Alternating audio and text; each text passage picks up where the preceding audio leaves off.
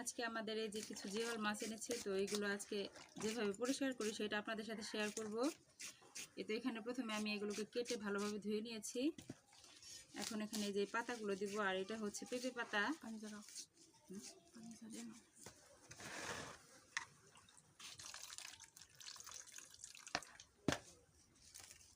পেঁপে পাতাটা দিয়ে এই মাছটা ভালোভাবে ধুয়ে নিলে অনেক সুন্দরভাবে পরিষ্কার করা হয়ে যায়। তো প্রথমে আমি পাতাগুলোকে কুচি কুচি করে কেটে নিচ্ছি। এরপর এই মাছের সাথে আমি ভালো করে মাখিয়ে নিব। আর এখানে আমি সামান্য পরিমাণে লবণও দিয়ে দিব।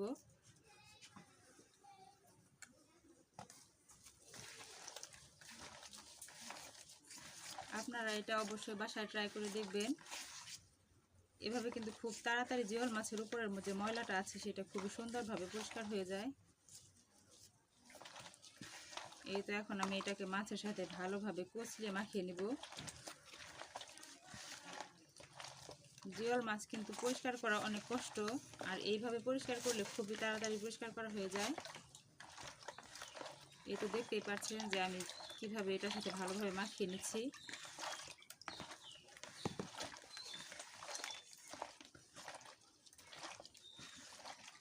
মাছগুলো কিন্তু অনেক বড় বড় ছিল, এই যে দেখতেই পাচ্ছেন।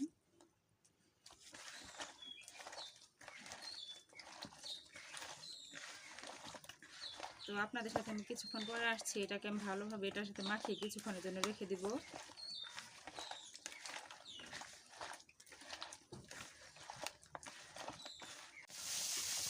আমি কিন্তু এই যে এটাকে প্রায় 20 মিনিটের মতো এইভাবে রেখে দিয়েছিলাম। এখন কিন্তু এটা প্রায় অনেকটাই পরিষ্কার হয়ে গিয়েছে। এই যে দেখতে পাচ্ছেন পুরোটা ময়লা কিন্তু প্রায় উঠে গিয়েছে। এখন এটাকে আমি আরও কিছুক্ষণের জন্য ভালোভাবে কষিয়ে নিব।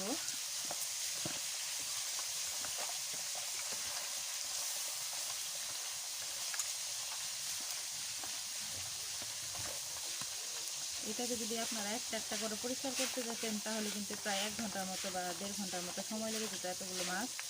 আর আমার এটা মাত্র 20 মিনিটে পরিষ্কার হয়ে গিয়েছে। আমি এখন আপনাদেরকে এটা ধুয়ে দেখাবো।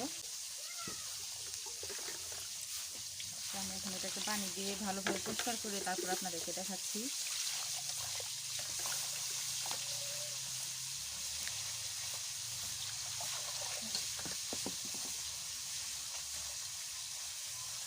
একটা একটা করে খেয়ে নিতে হবে।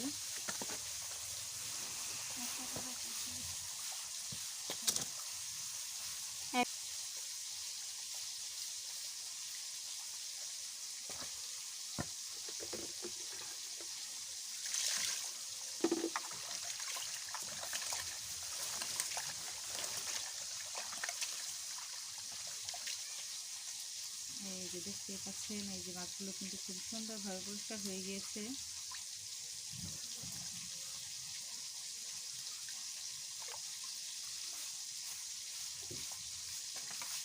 এইভাবে পরিষ্কার করলে আপনারা কিন্তু খুবই তাড়াতাড়ি এই মাছগুলোকে পরিষ্কার করতে পারবেন। তো এখন আমি মাছগুলোকে ভালোভাবে কেটে নিব।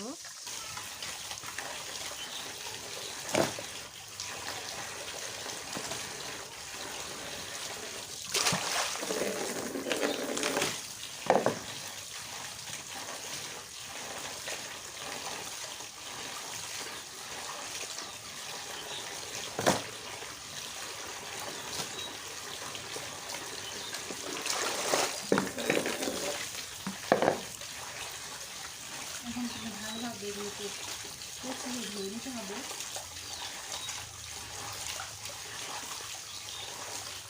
মাছ কিন্তু ভালোভাবে না ধুলে কিন্তু মাছের ভিতরে থেকে কাশতে বন্ধ আছে।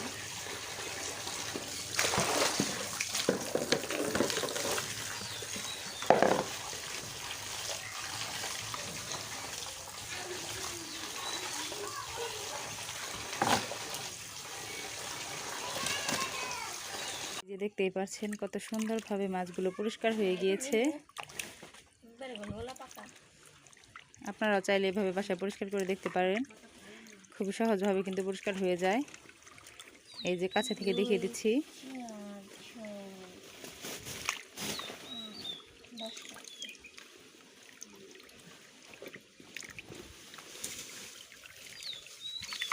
সেম